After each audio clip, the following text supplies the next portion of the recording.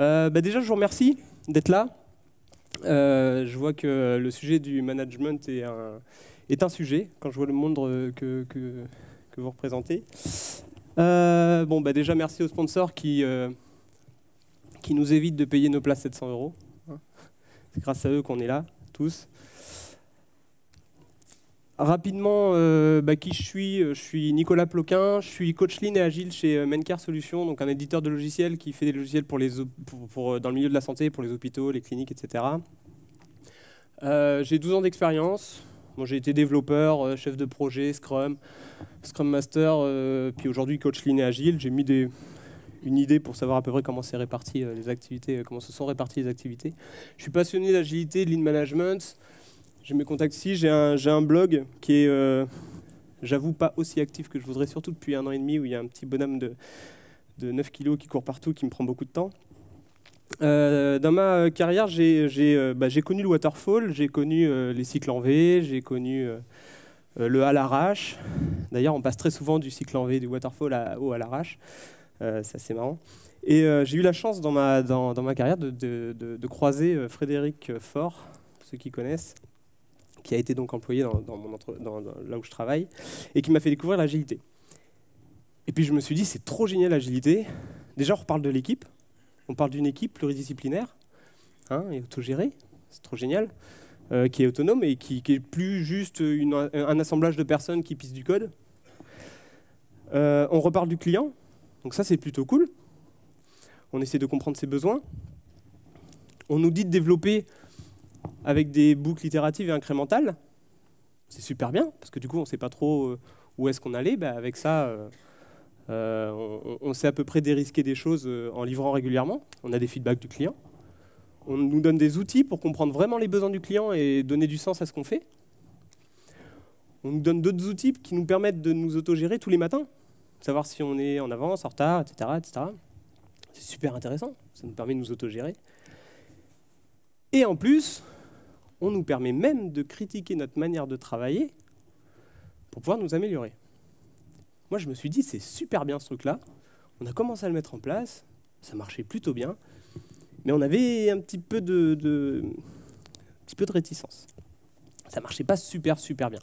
Et puis, j'ai été voir, la passion est montée, j'ai commencé à aller voir à lire des bouquins, à regarder des confs, à aller voir des confs. Et puis, je me rendais compte que c'était un truc assez latent, c'est un truc assez commun. L'agilité prend mal.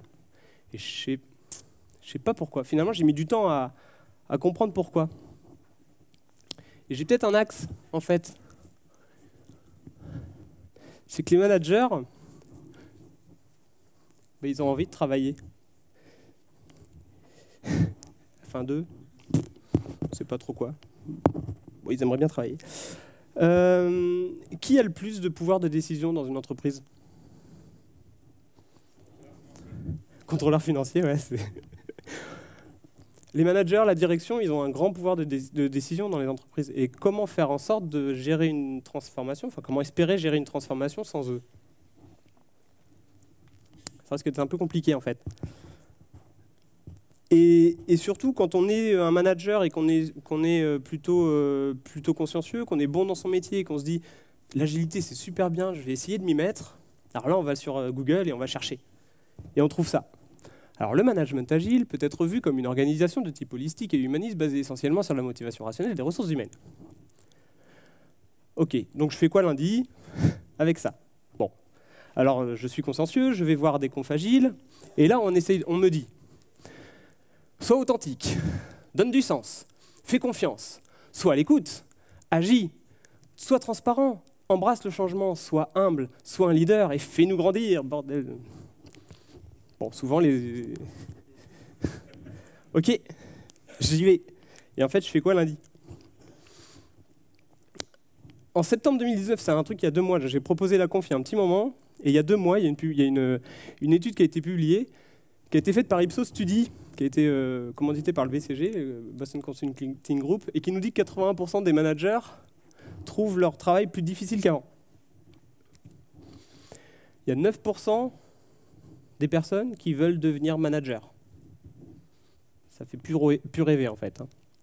Et il y a 37% des managers qui pensent même que leur travail va disparaître. C'est triste.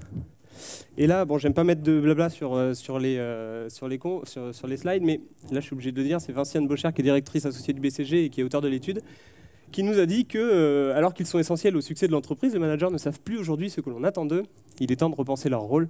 C'est justement ce qu'on observe dans les entreprises qui passent à l'agile. Ah ah. Et on lit des trucs dans l'étude. L'étude est un peu velue, mais dans l'étude, on lit des trucs du genre, quand on leur demande ce qui les aiderait, ils nous répondent qu'ils voudraient qu'on clarifie leur rôle. Donc voilà, on voit la situation, on voit en tout cas le petit problème qui existe avec le management aujourd'hui. En 2016, j'ai eu la chance de pouvoir bénéficier d'un coaching par mon entreprise. Donc j'ai été coaché par Opéra et Partners pour lancer une démarche Lean. Donc j'ai été coaché par Cécile Dijoux, pour ceux qui connaissent. Il m'a apporté énormément de choses, j'ai appris énormément de choses, j'ai appris vraiment de manière approfondie ce que c'était que le Lean, parce que je connaissais avec les 2-3 trucs que j'avais lus. Et il m'a vraiment apporté beaucoup de choses concernant le Lean. Il m'a appris ce que c'était que la dissonance cognitive aussi, parce qu'il y a plein de trucs dans mon cerveau qui s'est passé à ce moment-là. Et parmi toutes ces choses-là, il m'a appris le rôle du manager. Parce que dans le Lean, le rôle du manager est clairement défini. Qui c'est qui connaît le Lean là déjà comme ça? Juste à main levée. D'accord, déjà ça parle à quelques-uns. Donc le Lean, pour le remettre un petit peu dans le sujet, le Lean c'est une démarche d'amélioration continue qui court depuis 1950, qui a été inventé par Toyota. C'est le fameux Toyota Production System qui est né après-guerre. Et donc depuis 1950, Toyota se lance dans l'amélioration continue de manière empirique. Donc ils améliorent tout ce qu'ils font depuis 1950. Et en fait, en 2001, Toyota s'est rendu compte que leur manager était juste indispensable. Leur rôle était primordial. Et ils ont créé en 2001, donc je répète, 51 ans après la naissance du DPS, eh bien en fait ils ont compris ça et 51 ans d'amélioration ont mené à un système de management. Donc en fait quand on entend que le Lean c'est le TPS, c'est un petit peu réducteur. Le Lean c'est le TPS plus un système de management qu'on appelle le Toyota Way. Le Toyota Way c'est quoi? Le Toyota Way c'est ça, alors ça c'est l'image qui vient de chez Toyota, je l'ai un peu simplifié mais qui vient de chez Toyota. C'est 2 piliers principaux qui sont l'amélioration continue et le respect des personnes. L'amélioration continue qui passe par le challenge, l'amélioration et le Gemba, et le respect des personnes qui passe par le respect et le teamwork. C'est les 5 axes du manager Lean, et c'est les 5 axes que je propose de vous présenter aujourd'hui, qui peuvent vous donner des idées pour amener chez vous. C'est très pratico-pratique, c'est très actionnable. S'il y a des managers dans la salle, vous pouvez essayer de mettre des choses dès lundi en place.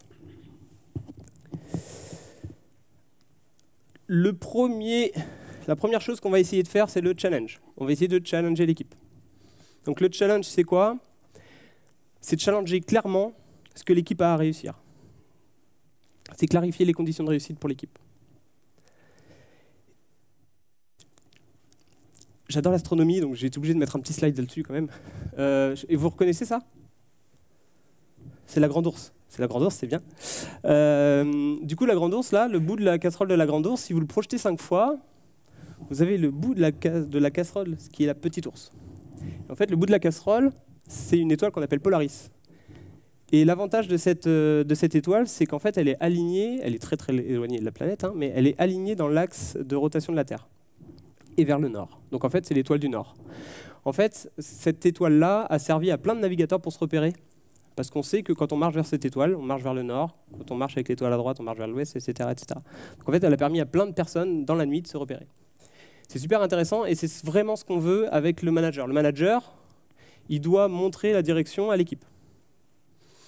Le premier truc, donc déjà, qu'est-ce qu'on va vouloir réussir? Donc comment on va aligner l'équipe sur quoi? Donc qu'est-ce qu'on souhaite réussir? Petit indice, c'est le premier principe du manifeste agile. Satisfaire notre client. Le seul truc qu'on a à faire, le seul et unique but qu'on a, ça va être de satisfaire notre client. Et c'est le premier principe. Et pour faire ça, il va falloir comprendre notre client. Donc le manager, ce qu'il va essayer de faire, Il va gérer des équipes qui sont en train de produire des choses pour le client. Ce qu'il va vouloir faire, c'est aligner les équipes sur ce que veut le client. Et pour faire ça, on va comprendre le client. Et comprendre le client, alors on peut se mettre dans une salle de réunion, autour d'une table, faire un brainstorming avec des experts métiers, on peut définir des personas, des choses comme ça. Mais en fait, nous, ce qu'on va préférer, c'est coller le plus possible à la réalité. Il y a toujours cette notion-là dans le Lean, c'est de coller à la réalité. Et ce qu'on va faire pour coller à la réalité, c'est qu'on va appeler notre client. On va l'appeler, on va discuter avec lui, on va aller le voir, si possible. Quand ce n'est pas possible, il y a une pratique qui est très très courante, c'est d'aller voir au support. Les managers vont aller au support. Et ils ne vont pas parler avec les gars pour se prendre une bière, c'est bien, mais en fait, ce n'est pas ce qu'on va chercher à faire, on va vraiment amener les managers à faire des tickets de support. Parce qu'ils vont vraiment s'imprégner des difficultés des équipes, des clients, pardon. Pour info, chez Amazon, tous les managers passent 2 jours par an au support, à faire des tickets, à créer des tickets. Et Jeff Bezos, il y a quelques temps, le faisait aussi. Bon, maintenant, il a arrêté, il a d'autres choses à faire. Mais voilà. Donc, le support, c'est une mine d'or, en fait, hein, d'amélioration. À chaque fois qu'il y a un client qui se plaint au support, c'est juste qu'il nous amène sur un plateau doré plein d'axes d'amélioration. C'est à nous de les lire et d'agir en conséquence. Et ce qu'on va faire, on va utiliser des super technologies qui s'appellent les post-it, qu'on va essayer d'afficher à nos équipes. Pourquoi? On va simplement prendre des post-it, comme je disais, on essaie vraiment de coller à la réalité. Coller à la réalité, c'est quoi? C'est vraiment écrire sur des post-it les verbatim clients, entre guillemets, au mot pour mot, ce qu'a dit le client. Et on va mettre des post-it rouges pour les trucs que le client ne trouve pas bien, qui sont des axes d'amélioration. On va mettre des post-it verts pour les trucs que le client trouve bien. C'est super intéressant. On met ça au mur, et puis on laisse l'équipe. Et là, l'équipe va s'aligner. Elle va lire les trucs. Déjà, elle va directement trouver des axes d'amélioration. Vous allez voir, ça va générer des discussions qui sont super intéressantes. Mais surtout, ce qu'on fait avec ce genre de pratique, c'est tout bête, avec la voix du client, mais on aligne le regard des équipes. Et là, l'équipe, elle regarde toutes dans la même direction, et c'est la même direction que le client. Donc lundi, moi, manager, je vais voir le support, et j'essaie vraiment de comprendre les difficultés que nos clients rencontrent. Deuxième truc qui va faire grincer des dents, c'est ce qu'on appelle les KPI. Alors là, je sais que ça va faire grincer des dents parce que j'étais farouchement contre ce genre de choses. Quand on m'a dit qu'on allait en mettre, j'ai bondi et j'ai dit non, mettez pas ça, c'est pas mes valeurs, je veux pas mettre ça. Et en fait, c'est marrant parce que je réalise maintenant après coup que si j'ai pas réussi si je voulais pas mettre ça au début, c'est parce que ce mode command and control que je détestais et que je ne voulais absolument pas voir, en fait, je l'étais aussi un petit peu dans ma tête et que je ne voyais pas d'autre utilité au KPI que de faire ce mode command and control. Et je ne voyais pas d'autre utilité au KPI de dire que c'était pour taper les équipes, alors qu'en fait, pas du tout. Et ce qui m'a fait vraiment comprendre ça, c'est une toute petite scène pendant une réunion où il y avait mon coach Cécile et puis un manager qui était là. Et le manager, il a dit « Ah ben c'est cool, on a des KPI, on va les mettre en objectif individuel des équipes. Comme ça, ils auront leur augmentation après. » Et en fait, Cécile a dit moi, je suis externe, je ne peux pas vous dire non, mais sachez qu'on n'approuve pas du tout cette démarche. Et là, moi, j'ai eu un tilt à ce moment-là, et le manager aussi. En fait, les KPI, ils ne servent juste pas du tout à ça. Ils servent juste à clarifier totalement le challenge pour l'équipe. Et de manière mesurée, et de manière visuelle, on clarifie le challenge. On est juste en train de lui dire ce que c'est que réussir. Hein, votre objectif, si vous voulez réussir, clarifier vos conditions de réussite, c'est ça. Donc c'est un outil redoutable pour aligner l'équipe. Et c'est toujours les mêmes, hein. Les KPI sont toujours les mêmes. Les KPI, le premier, c'est la satisfaction du client, j'en ai parlé. On veut satisfaire notre client. Le deuxième, c'est les délais, parce que si on arrive à mesurer les délais régulièrement, on va se dire que on va satisfaire notre client. Ce qui va nous permettre de tenir les délais, ça va être de mesurer la production, parce que ce qu'on veut, c'est avoir une production régulière.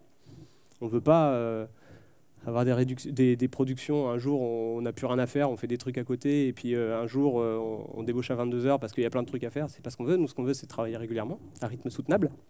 Ça rappelle des trucs. Et ce qui peut nous empêcher d'avoir ça, la plupart du temps, ça va être les problèmes de qualité. Donc le dernier KPI, ce sera ça. Et ce qu'on se dit, c'est que si on a une bonne qualité, si on arrive à mesurer et qu'on arrive à avoir une bonne qualité, on devrait avoir une bonne production qui nous permettrait de tenir les délais et qui nous permettrait de satisfaire notre client. Typiquement ici, des mauvais KPI, ça pourrait être, c'est des choses qui n'ont pas de sens pour le client. Alors typiquement, des story points. Les story points, c'est cool, c'est super bien pour l'équipe. Moi, j'en utilise beaucoup pour l'équipe, pour qu'elle puisse évaluer le fait quel effort il va falloir faire. Une vision d'équipe pour savoir est-ce qu'on est vraiment en train de parler de la même chose, c'est super intéressant. Sauf que ça n'a pas de sens pour le client. C'est pas parce qu'on... Je parle de story point, hein, pas de business point. Hein. Ça n'a pas de sens pour le client. C'est pas parce qu'on a livré plus de story point que le client il va être plus content. Deuxième truc, c'est les couvertures de code. Hein. Mesurer la couverture de code, c'est peut-être très bien dans l'équipe, hein, mais ça n'a aucun sens pour le client, c'est pas des KPI. C'est pas des indicateurs clés. Ce qu'on veut, c'est satisfaire notre client. Si c'est clé, c'est que ça touche au client. Voilà, je passe vite fait là-dessus. C'était un petit visuel que j'ai trouvé de Henrik Nieberg, que j'ai trouvé très très bien, qui disait qu'on obtient ce qu'on mesure, et en fait, en prenant la mesure d'éléments, en fait, ça va focaliser l'effort de l'équipe dessus, ça va focaliser la réalisation, ça va focaliser l'équipe sur la valeur, et surtout, ça va permettre à l'équipe de voir les problèmes et d'apprendre sur les bons sujets, c'est-à-dire des sujets qui impactent notre client, tout le temps dans la satisfaction du client. Voilà. Une petite image que je voulais enlever, mais j'ai mis longtemps à faire le montage, alors je voulais la garder. C'est pour rentabiliser un peu. En fait, ce qu'on veut, c'est que le manager, il dise on va là-bas. Et c'est là-bas qu'on veut aller. Et qu'il le répète souvent. C'est là-bas qu'on veut aller. Par contre, le manager, il a un deuxième rôle super important, c'est de laisser l'équipe faire. Et si l'équipe a envie de traverser, c'est ça le montage. Si l'équipe a envie de traverser, bah, elle le fait en fait. C'est pas le manager qui leur dit comment faire. Hein. Ok. Deuxième point. Le Gemba. Quelqu'un sait ce que c'est que le Gemba? Gemba Walk. Okay. Le Gemba Walk, en fait, c'est... Alors Gemba, ça veut dire c'est l'endroit où se crée la valeur. Donc c'est normalement les ateliers et c'est les bureaux. Le truc, ça bouge tout le temps, c'est casse-pied. Donc on a explicité le challenge, c'est super sympa. Maintenant, comment on fait? Alors, ce qu'on se dit, c'est que les managers, ils connaissent plein de choses. C'est super bien. Mais ils ont pas intérêt à, ils ont tout intérêt à aller à comprendre au mieux les équipes. Et comme ce que je dis, hein, dans le Lean, on est vraiment on apprécie vraiment, on est obsédé par la mesure et par la réalité. Comme je parlais tout à l'heure des personas, etc. Non, on va essayer d'appeler notre client parce qu'il n'y a rien de mieux que d'avoir notre client en face, en réel. Et ben là, c'est pareil. On peut être manager, rester dans son bureau et supposer plein de trucs. Et on peut être manager et aller voir ses équipes. Là, c'est une photo volée. Je suis passé dans les couloirs et puis je voyais ça. Et en fait, donc, à gauche, vous avez Yann, qui est manager du pôle développement clinique. À droite, vous avez Arnaud, qui est Scrum Master. Et en fait, Arnaud, le matin, il a dit qu'il avait rencontré un problème. Donc Yann, il avait deux solutions. Dire, bah, tu fais ça et puis m'embête pas. Hein. Je vais retourner, je vais faire mes PowerPoint. Ou bah, comprendre vraiment le problème. Et peut-être qu'il a dit qu'il fallait orienter Arnaud peut-être sur des trucs ou aider Arnaud. Mais en tout cas, ce n'est pas son sujet. Son sujet, c'était de comprendre le problème d'Arnaud. Et donc, il va voir Arnaud. Et il va essayer de comprendre, il va parler avec lui, il va demander à Arnaud de lui montrer. Donc là, on sort vraiment du monde des théories et des opinions pour se confronter à la dure réalité. Yann, il va y aller, quand il va voir... Donc là, c'était un cas particulier, hein, Arnaud avait explicité un problème, et Yann, il va aussi aller régulièrement voir ses équipes. Et quand il va voir ses équipes, il va toujours y aller avec toujours la même question. Le but, c'est d'identifier quelles sont les activités de l'équipe qui apportent de la valeur au client. Il est tout le temps en train de se poser des questions. Est-ce que l'équipe là est vraiment en train de créer de la valeur? Est-ce que l'équipe a des problèmes qui les empêchent de livrer de la valeur au client? Donc là, il va essayer de regarder dans quel contexte l'équipe évolue, et il va toujours se poser la question, est-ce qu'il y a quelque chose qui les empêche de bien travailler? Enfin, de livrer de la valeur au client. Et quels sont les obstacles que je peux supprimer pour mon équipe? Parce qu'en plus, il va apporter son aide quand c'est possible pour lui. Donc là, il a vraiment un optique de voir la valeur et voir les gaspillages, et potentiellement aider l'équipe. Et ça tombe bien, parce que dans la même étude du BCG, là, du Boston Consulting Group, il y avait une petite phrase qui m'a fait tilter. Les managers passent leur temps dans des réunions et à faire du reporting. Les managers ne sont ni avec les clients, ni avec leurs équipes. Ce qui est un petit peu différent de ce que je viens de vous parler, parce que les deux premiers points, c'était d'être avec le client, et le deuxième point, c'était d'être avec l'équipe. Donc quand on lit des trucs comme ça, forcément, c'est un petit peu embêtant. Donc moi, manager, lundi, je vais voir les équipes, et j'essaie de comprendre réellement les difficultés qu'ils ont. Troisième point, le teamwork. Donc un manager, c'est cool, il doit absolument faire en sorte de mettre les équipes en situation de collaborer.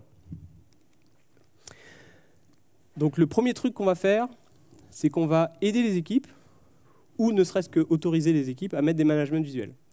Si les équipes, on va les aider. S'ils ne sont pas super, ils disent qu'ils n'ont pas le temps, voilà, on va les aider à mettre leur management visuel. Pourquoi on veut faire ça? Parce que quand on voit l'intégralité de notre travail, donc on va matérialiser là, le flux, on va matérialiser les tickets. Et pourquoi on veut faire ça? Parce qu'on va mettre l'équipe face à sa production. Et en situation de bien comprendre, de comprendre précisément, encore une fois, on est vraiment dans les faits, on n'est plus dans la supposition, de comprendre précisément où en sont les tickets, comment on travaille et comment on fait pour s'améliorer. Donc le management visuel, c'est réellement un support de conversation et un support de décision. Donc voilà, par exemple, des choses qu'on peut mettre. Hein. Donc là, à gauche, on visualise le flux, hein, on visualise les tickets qui évoluent dans le flux. On a les colonnes blanches là, qui sont là pour montrer les tickets qui sont en cours. On a les colonnes bleues, ce qu'on appelle les bacs bleus, qui sont en fait, on a terminé cette étape-là, mais on n'est pas encore dans cette étape-là. Donc là, typiquement, c'est des temps d'attente. Il ne se passe plus rien sur le ticket. C'est dommage parce qu'on a bossé dessus. Et là, c'est des bacs rouges, c'est-à-dire là, le ticket, il y a carrément un problème dessus. Voilà. Un autre exemple, c'est celui-là. Donc ça, c'est un Pareto. Je ne sais pas s'il y en a qui connaissent, mais en gros, quand il y a un ticket, on a un ticket jaune qui représente la valeur. Quand on a un problème, on pose un petit ticket rouge dessus, on note un petit peu le problème le type de problème que c'est. Et en fait, derrière, on va les typer. Donc là, il y a cas passant, un problème framework, un problème exploratoire, des petites remarques, etc. Il peut y avoir des...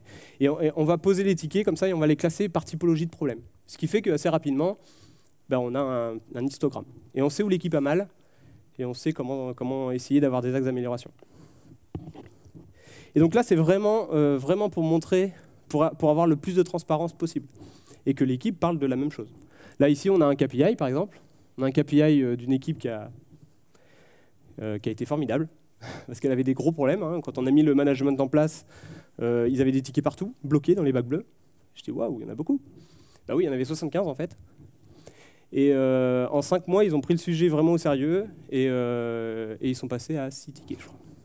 Ils ont divisé par 13, je crois, ça faisait leur stock. Donc là, l'idée, c'est vraiment de comprendre, de voir les problèmes que ça nous génère, avec des tickets, etc., et d'agir pour pouvoir s'améliorer. Et là où on voit que ça fonctionne, ce truc-là, c'est dans les stand-up. Cette équipe-là, avant qu'on mette tout ça en place, elle n'avait pas les KPI, elle ne savait pas ce que c'était que de réussir, on n'avait pas clarifié le challenge pour eux. Et en réalité, ce qui se passait, c'est que le stand-up, c'est une petite balle qui se balançait. Il se balançait, puis il disait, moi hier j'ai fait ça, demain je fais ça, et puis j'ai pas de problème. Hop, suivant. Et puis suivant, il fait ça, etc. Alors que là, en fait, c'est plus du tout la même chose. Ils ont des KPI, alors là c'est stock, hein, mais ils ont des KPI un peu plus sur la production, etc. Et en fait, ils ont un KPI, par exemple, de BO, de back-office, et ils savent qu'ils doivent en sortir 2 dans la journée. Et donc le matin, le format il est complètement différent, c'est on doit en sortir 2 dans la journée, lesquels on sort. Et là il y en a un qui dit moi j'en ai un, il sort dans la journée, il n'y a pas de problème, je l'ai commencé hier, je le termine dans la journée, il n'y a pas de souci. Puis il y en a un autre qui dit moi j'en ai un mais je le terminerai pas, j'ai un problème de base de données, je sais pas comment le résoudre. Puis là il y en a un autre qui va dire attends, moi je connais ce truc là, je l'ai déjà eu la dernière fois, je peux t'aider, je sais ce qu'il y a. Et en fait tout le truc est fait comme ça, et on passe au KPI suivant, on sait qu'il y a des points à gérer, il y a des business points à sortir, comment on fait. Et donc on se met en ordre de marche pour essayer de vraiment répondre aux besoins du client. Donc ça change vraiment. Après, l'idée de ces trucs-là, c'est aussi de voir et de clarifier vraiment la production de l'équipe. L'idée, c'est de voir les trucs. Hein, moi, quand je regarde dans mon télescope, je vois plein de trucs formidables. Je vois Saturne, je vois les satellites de Jupiter, je vois des trucs magnifiques. Mais en fait, j'analyse rien et j'apprends rien. L'astronome, quand lui pointe son télescope sur quelque chose, il va prendre des mesures. Et Galilée, il avait un truc bien moins performant que ce qu'on fait aujourd'hui pour les amateurs, et il a appris plein de choses. Parce qu'il a analysé, parce que... voilà. Et nous montre, le Kanban, les managements visuels comme ça nous montrent des choses. Ils nous montrent des axes d'amélioration. Si on ne travaille pas dessus, il ne se passera rien. Et ça, c'est le rôle du manager, de leur expliquer que c'est important. Et que le rôle du manager, il est aussi là pour les aider, pour les accompagner. Quand il y a un problème, il va venir avec eux pour les aider.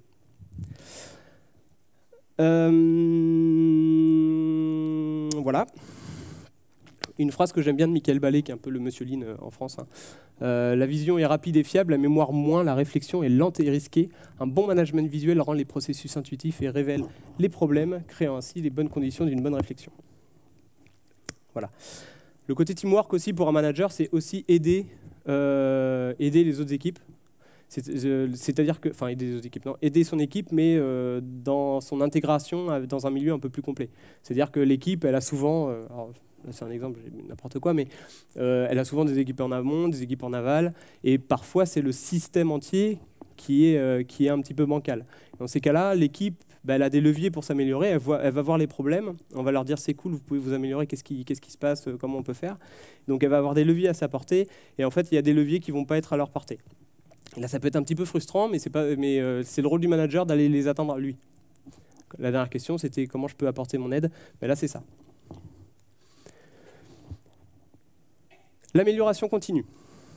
Forcément, donc là vous avez compris, hein, le rôle du manager, hein, dès lundi, je mets une situation de collaboration, je mets une situation pour avoir la plus grande transparence possible et permettre à mes équipes de s'améliorer. Alors, pour l'amélioration continue, alors il y a deux parties, il y a le PDCA, le Kaizen, je vais parler un peu rapidement dessus. Le PDCA, je vais le présenter, c'est un outil d'amélioration. Ce qu'on fait, la différence qu'on fait rapidement entre les deux, c'est que le PDCA, c'est juste un écart avec un standard qu'on s'est fixé. C'est-à-dire qu'en gros, on voudrait livrer, je ne sais pas, 40 business points dans la semaine. Voilà. Sauf qu'on en a livré, on en a livré 30. Donc comment on peut essayer de faire pour s'améliorer et en livrer 40 ? Le Kaizen, c'est un petit peu différent.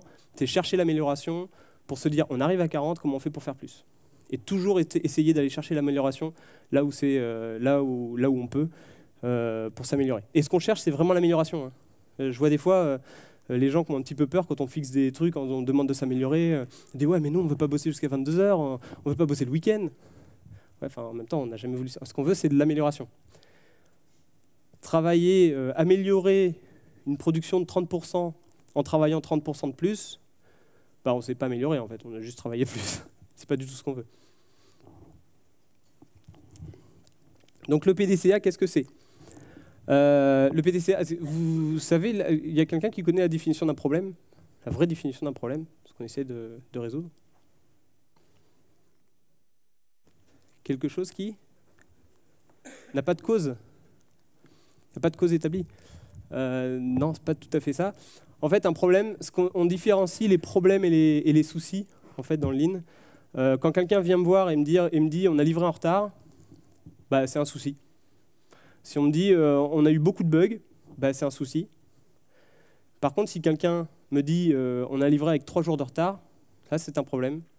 Et quand on me dit on a mis en prod, on a eu 8 bugs, ça c'est un problème. C'est quoi la différence entre les deux ? C'est la mesure, en fait. Ouais, c'est ça.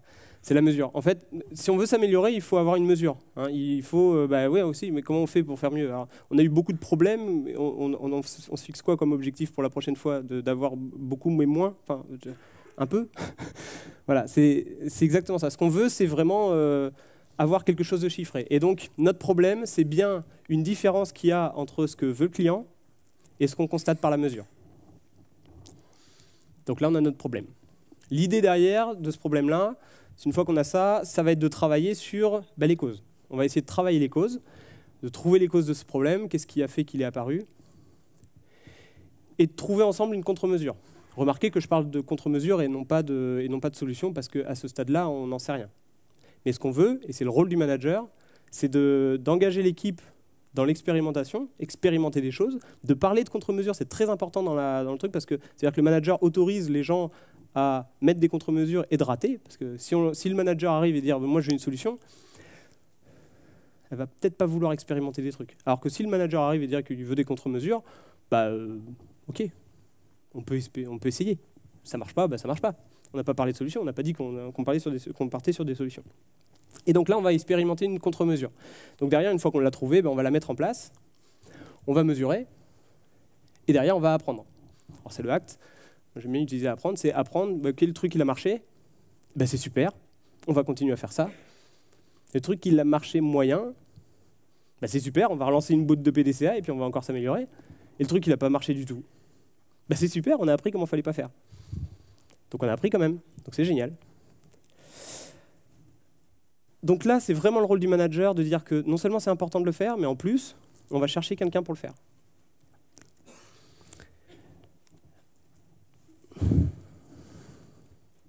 Ouais, ça c'est pour dire qu'on est sur le bon problème. Hein. Quand on parle des KPI pour essayer de chercher ça, on est vraiment sur les bons problèmes. Et on n'est pas sur des problèmes un peu annexes.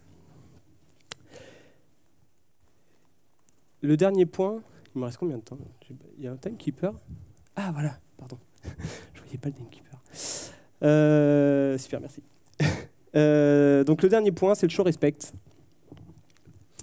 Et ça, c'est le point, je l'ai mis à la fin volontairement, parce que ça me fait toujours mal au cœur. Quand moi j'ai eu les formations du Lean, j'ai été coaché par des très bons coachs qui connaissent le Lean. Et souvent, quand je lis des articles dans les journaux, ou même j'ai regardé l'autre jour une vidéo sur le Lean visant à robotiser les gens. Enfin, moi, ça me fait toujours mal au cœur parce que souvent, ce qu'on voit, c'est que ça, c'est totalement oublié en fait. Le premier truc que mon coach m'a dit quand on a commencé à faire du Lean, c'est cette phrase-là. Il m'a dit le Lean, c'est basé sur l'amélioration continue et ce qu'on veut, c'est tout le temps être doux avec les personnes et dur avec les situations. Les personnes, elles sont là, elles font de leur mieux. Si on se pose la question de dire que c'est la personne qui est nulle, ben, on ne va pas s'améliorer, en fait, on va s'arrêter là. Si on se pose la question de savoir si c'est la situation qui est nulle, là, on va trouver plein d'axes d'amélioration et plein de choses à changer.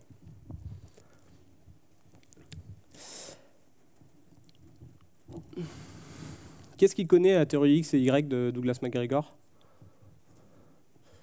Alors, la théorie X et Y, c'est une vision. Alors, je vais résumer, mais en fait, il y a deux visions pour entre guillemets, considérer quelqu'un qui vient travailler.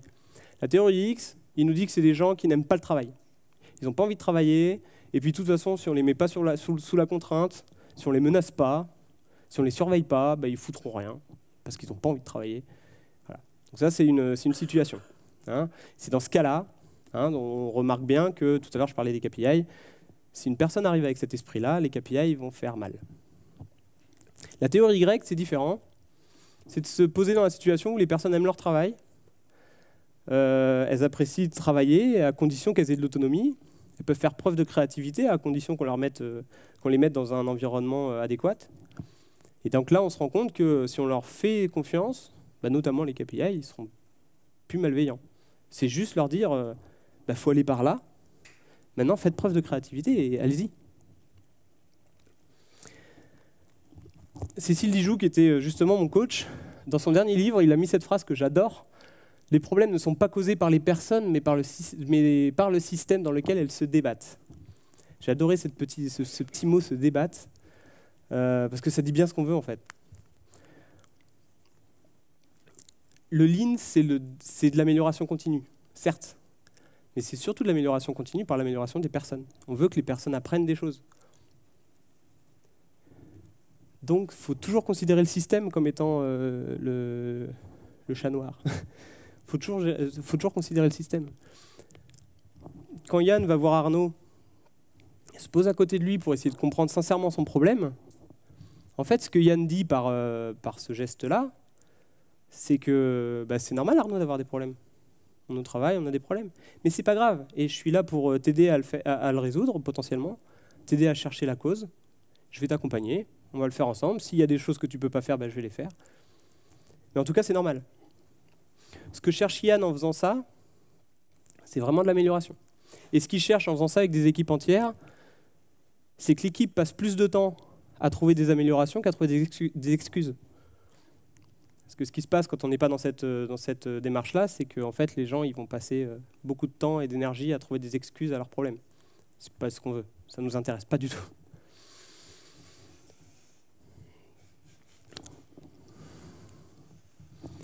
À ce sujet d'ailleurs, hein,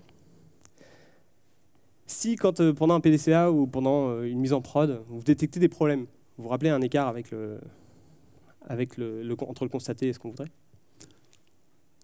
Si le manager fait ça, en fait le vrai problème il est où? Il n'y a personne qui se lance. Au bout du doigt. J'ai entendu sur le manager. Alors souvent, la réponse que j'ai, c'est en effet, c'est sur le manager. Mais non, on est doux avec les personnes et on est dur avec les situations. Le vrai problème, il est là. Le manager, il a fait de son mieux, c'est juste que s'il a posé la mauvaise question, bah, c'est certainement qu'il n'a pas compris la démarche et donc il faut l'accompagner. Il faut essayer de travailler avec lui. Pourquoi tu as posé cette question-là? Pourquoi tu as posé cette question? Qu'est-ce que ça t'apporte? Parce que le problème, c'est que si on cherche un coupable, qu'est-ce qui va se passer? Ben, le problème, ben, on va le trouver en fait. Et alors? Enfin, en quoi ça va satisfaire notre client? Vous appelez Amazon, vous avez reçu une télé qui était cassée, le mec il dit bah, c'est François, il ne sait pas conduire le Manitou. Vous êtes client, il faut que ce soit François qui ne sait pas conduire le Manitou, ou la poste qui... En fait, vous en foutez, hein, c'est pas votre sujet en fait. Nous, ce qu'on veut, c'est vraiment le problème et résoudre notre problème. Donc voilà, le problème où il est, enfin, le vrai boulot du manager, ça va être d'engager l'équipe et à se poser des questions sur les problèmes. Et surtout d'introduire le droit à l'échec. Hein, avec la bienveillance qu'on a, on est en train de respecter, les personnes ont fait le mieux, et on va essayer de mettre les personnes en situation d'expérimentation. Et si tu rates, c'est pas grave. C'est juste pas grave, on a appris des choses. J'avais été à une conf de Michael Ballet, à une masterclass de Michael Ballet, et en fait il avait dit ces mots que j'avais trouvé excellents, c'est-à-dire faites faire des conneries à vos équipes. Encouragez-les à faire des conneries. Faites-leur faire plein de conneries. Par contre, essayez de faire en sorte de leur faire apprendre et qu'ils ne fassent pas deux fois la même. Juste ça.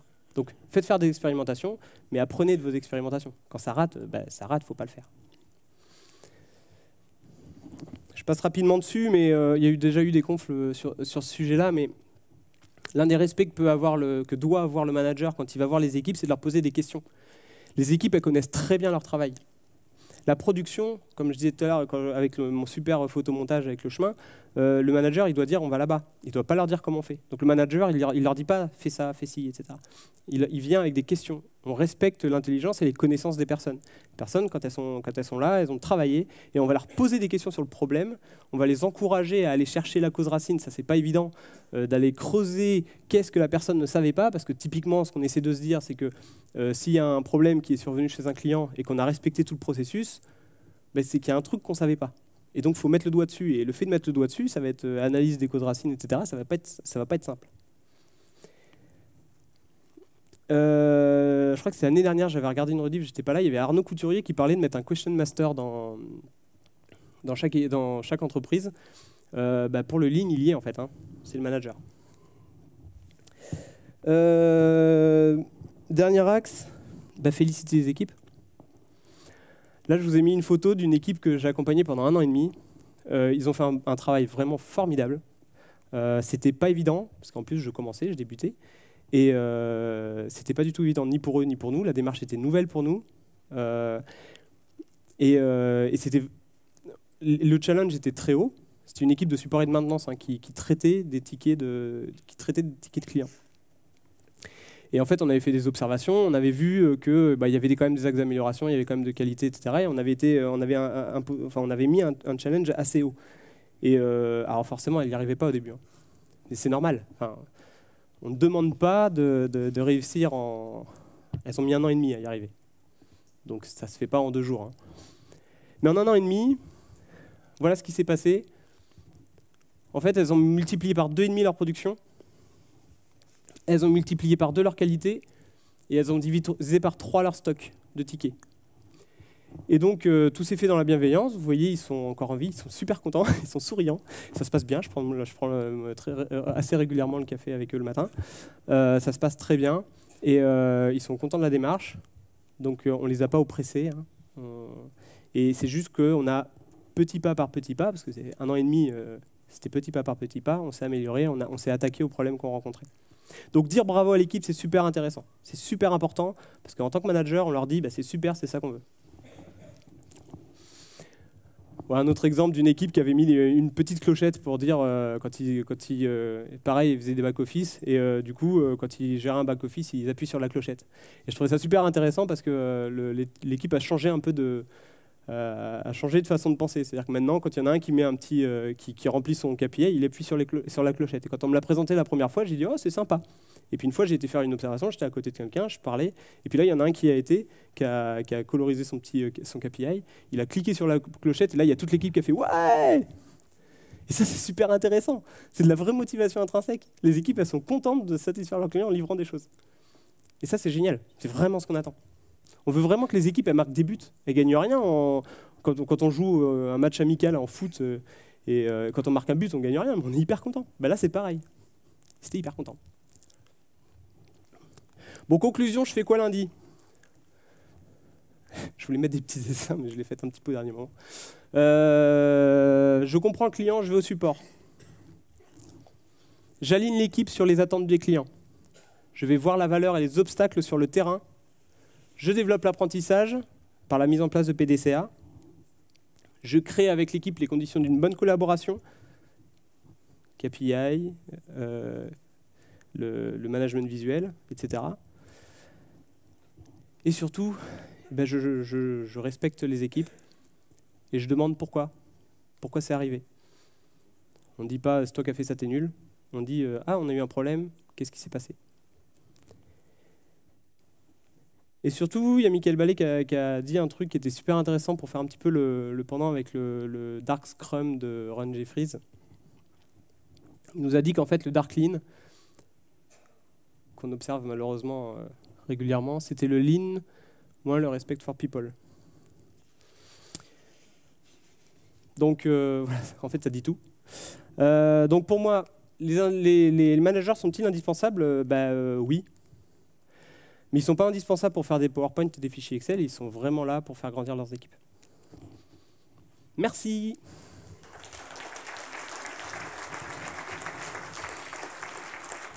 On a 2 minutes.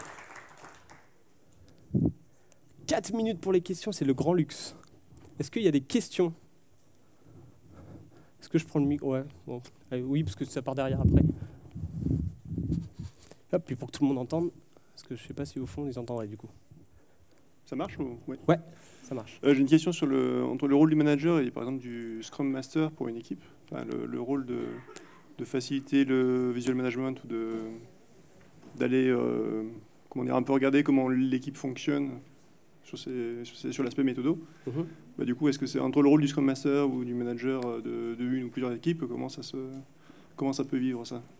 Avec un Scrum Master, ça ne change rien. En fait, le Scrum Master, il va être garant. Si, le Lean, on ne dit pas qu'il faut faire des sprints, on ne dit pas qu'il faut faire tout ça, mais ça s'adapte très bien. Et si la personne veut s'il y a un Scrum Master et qui veut être garant de la bonne pratique, que le fait que les rituels se passent bien, etc., il peut être là, en fait. Il n'y a aucun problème. Le manager, il est là pour encourager l'équipe à se dire, tiens, il faut prendre le temps de vous améliorer et je vous encourage à faire ça. Après, il y a des petites différences. Par exemple, moi, les rétrospectives, je trouve que c'est quelque chose de très très bien, mais avec beaucoup d'équipes. L'équipe qui a doublé qui a fait x2,5 sur sa productivité, x2 sur sa qualité, etc., on n'a jamais fait de rétrospective pendant 1 an et demi. Par contre, c'est tous les jours qu'on se pose des questions sur l'amélioration. Moi, je dis toujours, on est quel jour? On est jeudi. Est-ce que tu es capable de me répondre dans la seconde ce que tu as mangé mardi, il y a 2 jours, midi? En fait, on n'est pas capable, parce que c'est déjà loin. Alors, quand on fait des rétros toutes les 2 semaines, potentiellement, on perd un peu d'informations. Et on n'a plus le côté hyper précis et hyper réaliste des données pour nous améliorer. Et en fait, c'est pour ça que c'est tous les jours en fait, qu'on regarde nos KPI et qu'on se dit, tiens, là, il y a un truc qu'on a raté, qu'est-ce qui s'est passé? Et c'est le manager qui le fait. Enfin, ou un coach, d'ailleurs. On dit que c'est le manager, c'est le rôle du manager chez Toyota, mais après... Alors moi j'ai une question. Tu parlais tout à l'heure d'environnement créatif, mais pourquoi du coup c'est quoi un environnement adéquat pour la créativité finalement? C'est qu'ils aient le droit d'expérimenter des choses, tout simplement. Le pire, c'est on a besoin d'échecs pour apprendre. C'est en échouant qu'on apprend des trucs en fait. Et puis avec mon petit bonhomme de 9 kilos là, qui court partout chez moi, je vois qu'il a besoin d'échecs pour apprendre. Surtout quand il s'est mis à marcher, quand il s'est mis à... Il a besoin de rater des choses pour apprendre. Et pour être créatif, on a besoin d'essayer des trucs. Et on a besoin de se rater. Mais le manager ne doit pas être là pour dire « Putain, ce que tu as mis en place est tout pourri ». Imaginons, on met du pair programming, du TDD en place, et le TDD, c'est un peu long à se l'approprier. T'es dans l'informatique ou pas?